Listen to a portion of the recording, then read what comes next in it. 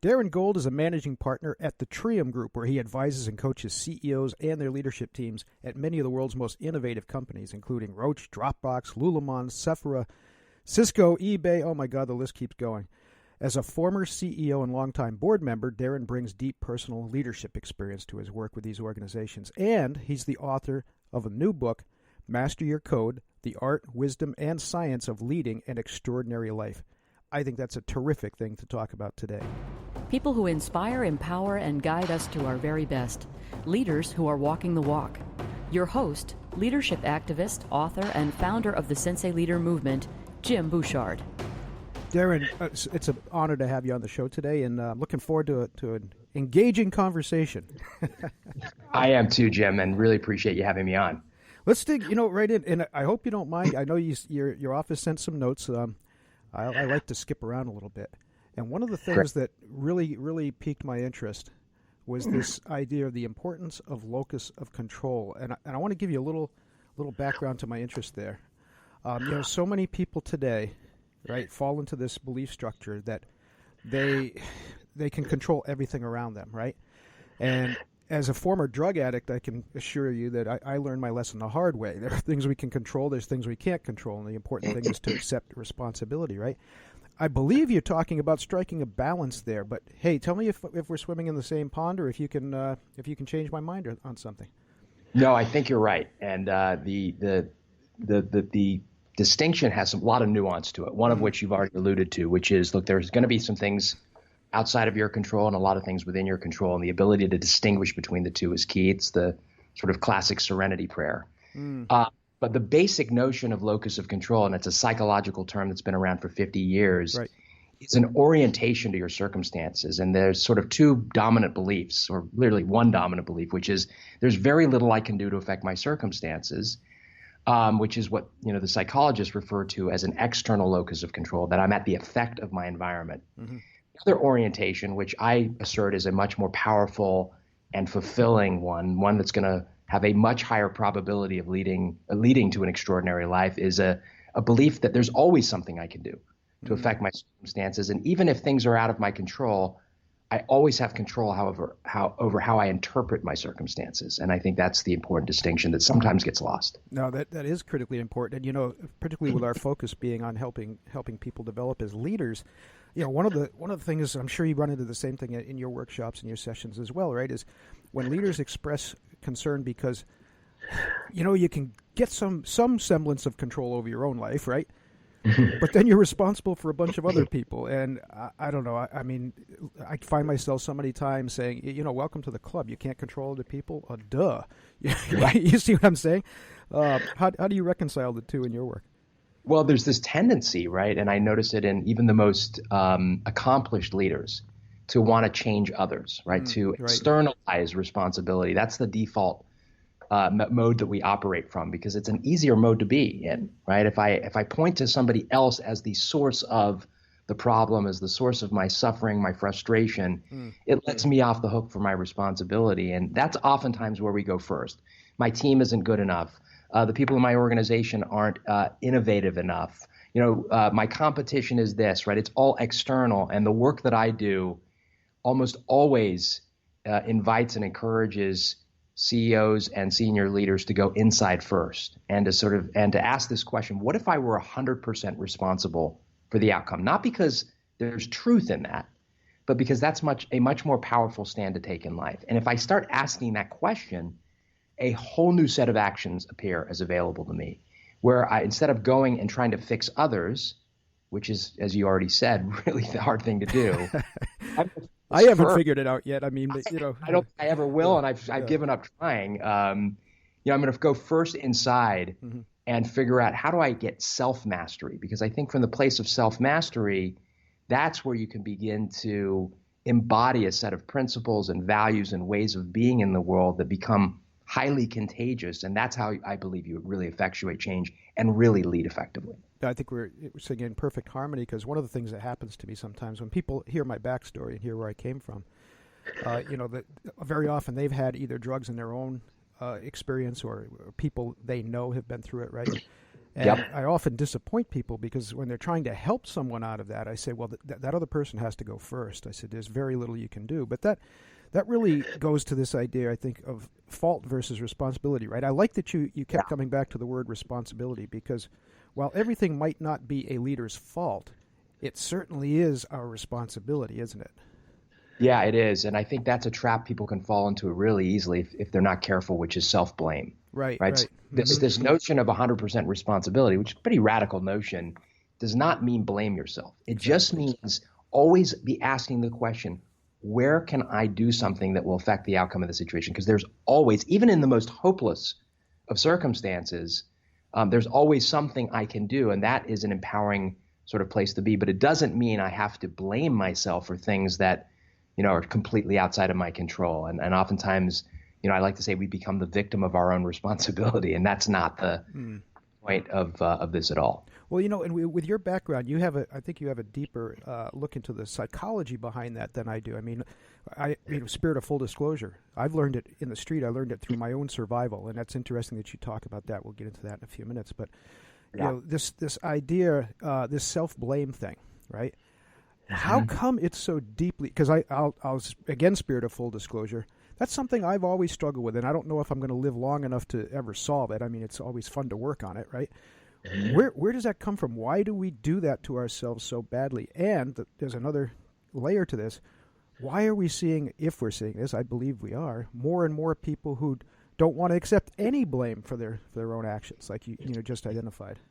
Yeah, it's either or is not a great place to be. And sort of the basic thesis of the book is that what gets in the way of us leading an extraordinary life is our program. And I define it up front as a set of safety-based, subconscious beliefs, values, and rules that automatically drive your behavior and limit your results. And so as adults, we're operating in a complex world. Maybe we're leading, I always say we're leading something. If it's not a team or an organization or a family, we're certainly the CEOs of ourselves. Yeah, and if it's not complex, we tend to make it that way, right? Yeah, we do. Yeah. And so we're operating out of a program. I say in the book, I was almost 40 years old when I discovered that I was operating, my life was being run by a program written by a 7-year-old boy.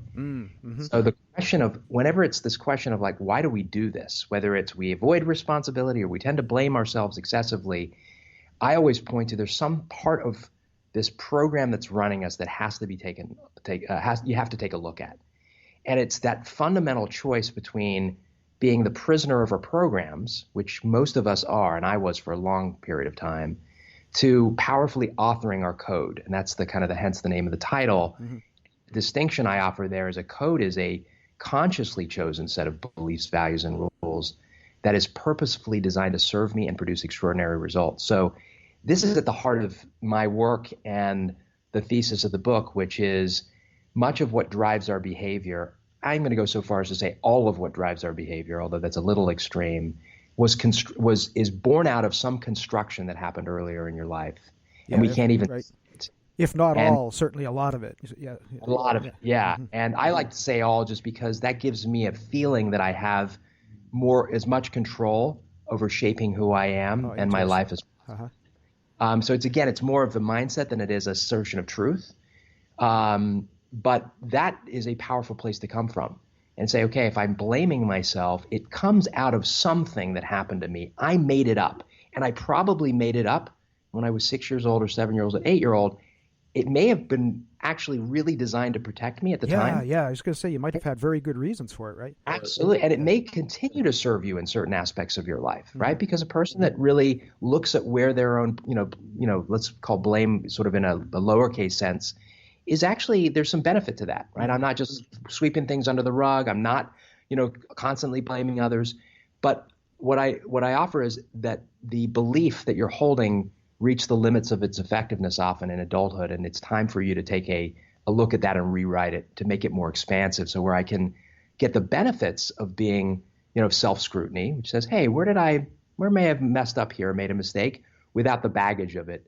And that is a conscious authoring of how you want to make meaning of the world, not just something that's sort of driving you automatically. You just made me feel a whole lot better about another area that I wanted to dive into, because for years, and every time I say this, I know I lose listeners, but so be it at this point. I've been on a crusade against these strict promoters of the law of attraction for years now. And, and this leads to your power of belief ideas. There's so many people that have divorced themselves from action and are dependent on belief, if that makes sense, right? And, we run into them all the time. And, I think what you're saying, I think we're on the same page with this, but again, believe me, Chow, I love to debate, so challenge me if I'm missing it. Isn't that what you're really saying, that the belief that is essential, right, to creating the right mindset, you just used that word, rather than the assertion of truth? If I believe in myself more, I'm increasing the probability of success. It's not a guarantee, right? Oh, totally, and I'll parse it out a little bit more. Sure. Beliefs drive action, right? So if I ask this fundamental question: what's at the source of action, right? Because we take action all the time. They oftentimes don't lead to the results that we want. So I'm really interested in this question of okay, what drives action? And I do think a fundamental driver of action is the beliefs that we hold. But it's all about taking action, right? And it's about increasing the probability that the actions we see is even available to take. Right. So I come onto the show with you. I can hold a whole set of beliefs that I could show up to the show going, oh, gosh, another podcast or, is this going to be interesting? Right. So I get to make it all up, or I can show up, and I did, out of a conscious choice, and say, this is going to be an extraordinary conversation. I get to speak with Jim. He's a wonderful individual. We're going to have an incredible conversation. That choice in how what I believe about my circumstances will shape my entire actions, and hopefully it's showing up to you. And therefore, the probability of having a great conversation, meeting somebody new, and connecting goes way up. No guarantee, but so I get to the source of this, which is saying I get to make up my entire beliefs about myself, others, and my situation. And if I get to make it up, why wouldn't I make it up in a way that really increases the probability that the actions I will naturally take or even see as available to take go up? No, absolutely. And we should probably save this till after the break, because I think we're going to go on a thread here, because doesn't that lead you also to your ability to weather the storm when things don't go your way, right? And you talk about survival, and I really want to get into that in detail. So why don't we take a break now, and when we come back, we'll dive into that. Sound good? Great. All right. The research is bomb-proof.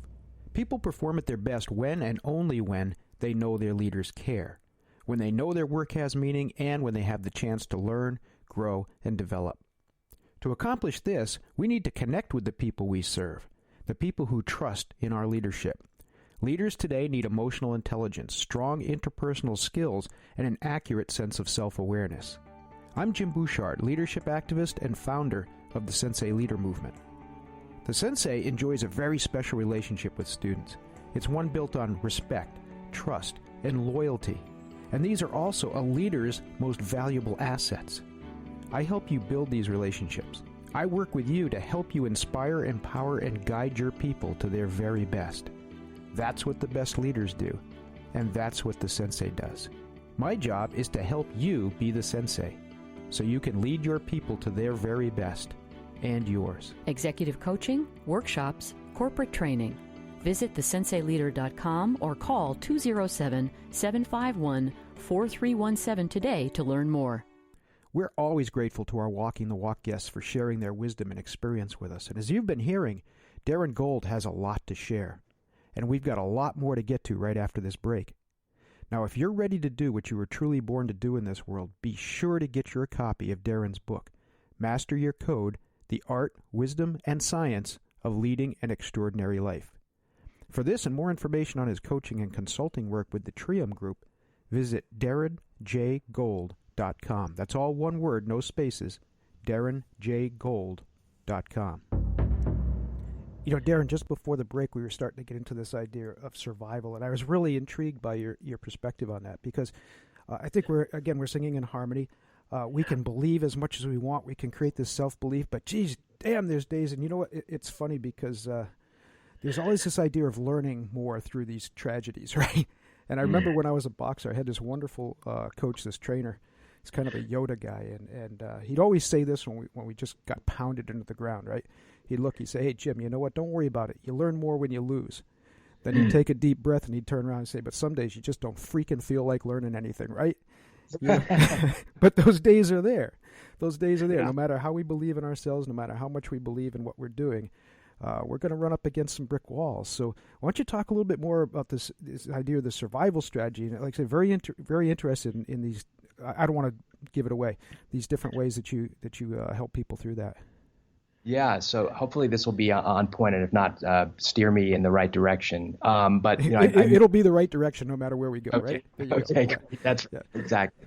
So I talk about this idea of like mastering your past, not being a prisoner of it. So I'm a big believer that the past, it's helpful to be a master of your past, but in no way confined by it. So part of understanding who you are, how you behave, how you show up is you've got to examine this early part of your childhood where you begin to form some of the most basic rules and beliefs that really drive how you behave. And I make this assertion in the book that, at some point in your childhood, you had some form of trauma. Now, it could be serious trauma or what I call, lowercase t trauma. Somebody teased you or bullied you. You felt excluded and, psychologically unsafe.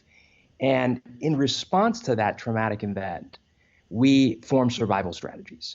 And I say there are these three types of survival strategies. There's a belonging strategy, which is I need to be included, to be liked, to be accepted, which was mine. And I talk about that and I can share it if you'd like in a bit.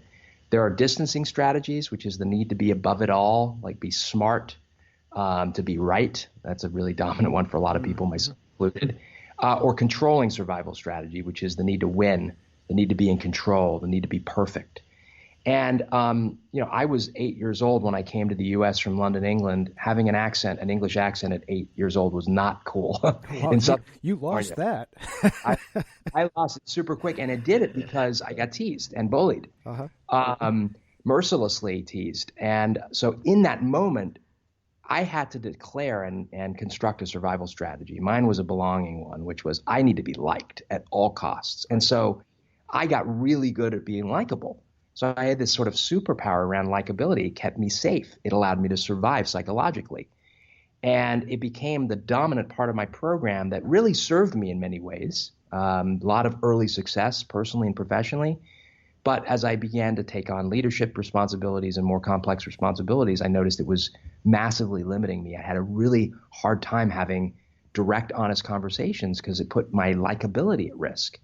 I even robbed myself of feedback because people liked me so much, they were, reluctant to give me honest and direct feedback. So you see these survival strategies, they really do explain a big part of who you are. And I often ask people to, to identify their primary survival strategy. And then there's some ways to how do you sort of reconstruct that.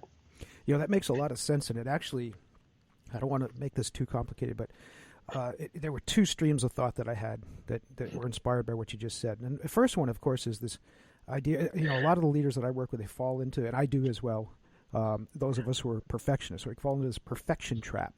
Everything does, and one of the greatest gifts I learned in my life as a martial artist is that perfection is not a destination. It's a never-ending process. And so that's one of the first things that when I identify somebody has that, sometimes that's all we work on is how to escape that perfection trap. And it's linked to that idea of likability a lot of the time, isn't it? That we have to be operating on such a high level that people aren't questioning our character, our motive, our intents. We want them to like what we're doing. We want them to like us. And leaders can't always be likable. No. We have this dominant need to be included in the tribe. Because you think about it, thousands and thousands of years ago, if you were excluded from the tribe, you were literally going to die. Right. So we have this socially constructed absolute obsession, to be accepted and loved and feel psychologically safe, particularly when we're children. That's why we're adults. That's why I'm so glad you elevate it by calling it a survival element. You know what I'm saying? I really appreciate that because I think people just dismiss that too easily sometimes. It is such an important part of who we are. That's why it's so hard to master it now. Exactly. And it served us so well that it's the more it served you, the more important it was, the harder it is to begin to expand it. And I don't say change or get rid of because there's a part of it that's always going to be with you and a part of it that's really important. It's about how do you expand it and get it into a more you have more choice. And that's really and it's about us working together too, isn't it? I mean, we're going to work better with people that we generally like.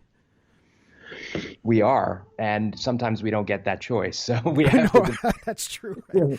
The ability to, and I have a, chapter on just how do we, better understand people, because if we better understand ourselves, by understanding myself, I become masterful at being much better about understanding other people. And when I understand other people, I begin to change my narratives I have about them. And then, like life is a relational sport, right? It doesn't exist in the absence of others. And so you want to lead an extraordinary life, you got to get really extraordinary about how do you build and maintain and nurture relationships, even when it's people that, are different than us, or that, maybe we don't like as much as we like other people. It's funny you say that, because sometimes I'm a quote junkie, and people catch me quoting the ancient Asian masters. That's where, most of my focus is. And they always talk about the hermit, right? I say, yeah, but just remember the hermits that are useful to us always came back to the village. They didn't stay up there in the cave, right? That's right. Yeah. Yeah. No, that's interesting. Let's talk a little bit about, because this is a huge item today, and it's interesting. I usually don't hit all these points. We usually go off on tangents, but you're guiding the conversation so well. I love it.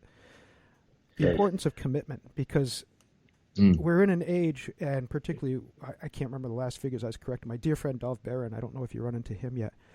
We had him on the show recently, and we were talking about how long somebody's staying at an organization. And of course, we know one of the big challenges in business is trying to keep good people, right? Now, people are leaving for a lot of reasons we can't control. They just want to be somewhere else, right? They're going to address family issues. They're going to get a promotion that it's not available here. There's lots of reasons. Mm-hmm. The fact that we're being jerks to them is something we can control, right? Yeah. But the idea that there's this commitment, there's less of a commitment, it seems, generally. Like I said, we just talked about those things we can't control, so I don't want to go off on those. But what can we do? What can we do to really, I guess, create more of a culture of commitment inside of our own organizations and maybe in society? This is a big question, Yeah, it's big. Let me answer it in two parts. One, with respect to, people leaving, and my belief is that we need to embrace that reality and actually leverage it. And Reid Hoffman, the founder of LinkedIn, has done a great job in reframing it. And he calls it the tour, your tour of duty. Right. So he sort of said, let's just publish the fact that people are going to be here for 2 or 3 years, and let's give them an extraordinary experience, right?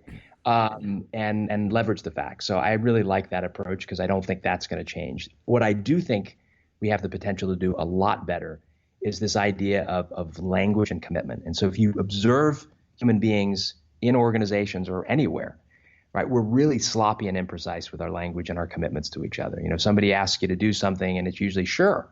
There's no commitment there. There's no precision, and the probability of high performance goes way down. So I devote a big part of my work and a chapter of my book to this idea, this belief that I am my word, that when I give my word to somebody, it has gravity to it. It has weight to it. Like, I don't give it freely. And this concept of honoring my word, which doesn't mean keep my word. So if I say to you, Jim, I'm going to be on your show, I'm going to show up 10 minutes early, right? I've made a commitment to you, and I'm going to honor it, which is I'm going to do everything I can. Sometimes things outside of our control are going to intervene, and I won't be able to do it. The distinction with honoring your word is immediately I've got to make that right. So if that had happened this morning, I would have jumped all over it and figured out a way to make that right for you. Imagine people doing that practice consistently, where they're really precise with their commitments and they're honoring their word. The performance of an organization goes way, way up. I really do think that performance is dependent upon a very different relationship we have with our word and the commitments we make to each other. Oh, I agree with you. I think one caution there is that, and it's funny, this became, I don't want to use his name because it's actually a real person. Let's call him Bobby. But we actually called this behavior a Bobby after a while. That person who is always missing the commitments and always apologizing, and they're sincere about the apology, but they don't do a damn thing to correct it. How do you address that?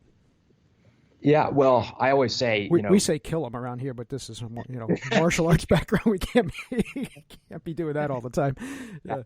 I think first and foremost, it's about establishing a culture around what I call integrity, right? Commitment, so that I am, again, going back to let's start with me first, right? If I expect this behavior on people in my organization, on my team, I've got to live and breathe that. So I'm the one. If I'm not showing up to meetings on time, or I'm loose with my commitments to clients, right? So client says, hey, can you give us a proposal? And I say, yeah, That's not what I role modeled to my team. Is I said, yes, I think we can get you something by end of day Tuesday. And by end of day Tuesday, I mean 5 p.m. Will that work for you? And that is setting a new standard around like, wow, this is a different way of communicating with each other. So oftentimes I'm like, if you do that consistently and show up in that way, your team's going to follow. And for those that don't, then you have the right, given that you're practicing it, to say, this is an expectation. Be part of this organization. You have to do it. And help me understand why it's difficult for you, because I'm really, really curious. Because some people, it's going to be hard to do. And then I can work with them. See, I knew you were a sensei leader because you just hit. I mean, that's why we call the show "Walking the Walk." You know what I mean? That whole idea of leading by example. I don't want to lose one point on the commitment thing too, because that's an interesting intersection. What I learned, in my life as a martial artist, and what we're applying in leadership space, especially in business. The best teacher, and I can't remember. I've had so many wonderful teachers, and one of them shared. It was an ancient story, but said, Jim, the best thing you can do as a teacher is to train that person that doesn't need you anymore. To let that person go. I think some more enlightened organizations are coming around to this, right? This idea of commitment doesn't necessarily tie to permanence, that the person can be giving you everything they've got while they're there, right? You see it more. That's right. Right, in sports organizations these days, fans get upset because of players leaving, players doing this. They say, no, it doesn't matter. Any team is formed for that year, for that season. And I believe more business people could benefit from that mindset, right? You've got your team right now. How can we get the best out of them right now? And are you giving them your best right now? Because you don't know what's going to happen, a month from now, 5 years from now. Yeah, I think that's so true and so important. And I've practiced this for, as long as I can remember, because I had early training in a company called McKinsey & Company. And I think it says a lot about an organization, the way they treat people that are departing. And I've always this, which is I celebrate it. Mm-hmm. I celebrate it. I'm absolutely 100%. I'm not happy. I love, especially if they're high performers, I want them to stay, and I do everything I can to keep them. But when they've decided there's something better for them, right? Then I'm their champion, 100%. And I do everything I can to make sure that they get into a great place and that we have a great relationship. Many organizations don't do that. They hold grudges. They think that there's something owed them. And I'm like, that's just not reality, and it doesn't lead to the kind of sustained relationship that you want. And I genuinely do embrace people that when they're ready to go and they've made that decision, whether I agree with it or not, I'm going to support them and make, because they've made the decision. So why would I hold a grudge or do anything but help them? No, I think that's such a beautiful attitude. And again, like I said, you really do embody the spirit of the sensei, that when that happens, your world expands. When you do it the way you just described, your world expands. If you're holding a grudge or you're proprietary, then your world is shrinking, right? You never know what intersections are down the line with the people that are leaving. So, and if nothing else, you have to be comfortable in the feeling that together you contributed to one another's lives, right? And that you're better for it. Absolutely. Yeah. Geez, Darren, this has been, again, we're so blessed with good guests here, but we could keep you on here for a couple hours. Would you come back again? I'd love to. And there you go. That's a commitment, right? So I didn't give that lightly. Very good. I mean it. When I'd be delighted to come back whenever it would make sense. Oh, I appreciate that so much. And again, the website is this the one you want them to go to, darrenjgold.com? Yeah, that's a great website. That's a bunch of resources on my mailing list, and then the book's available on Amazon and all formats, and would love you to read it, of course. Very good. Thank you so much, and look forward to having you back again. Darren I do Gold. too. We hope you enjoyed this episode of Walking the Walk. Please like and share. Our mission at the Sensei Leader Movement is to support and develop human-centric leaders. Leaders who put people first. Leaders who inspire, empower, and guide people to their very best. Be part of the movement. Join and access all our free resources by visiting thesenseileader.com. To book Jim or host your own event, call us at 207-751-4317.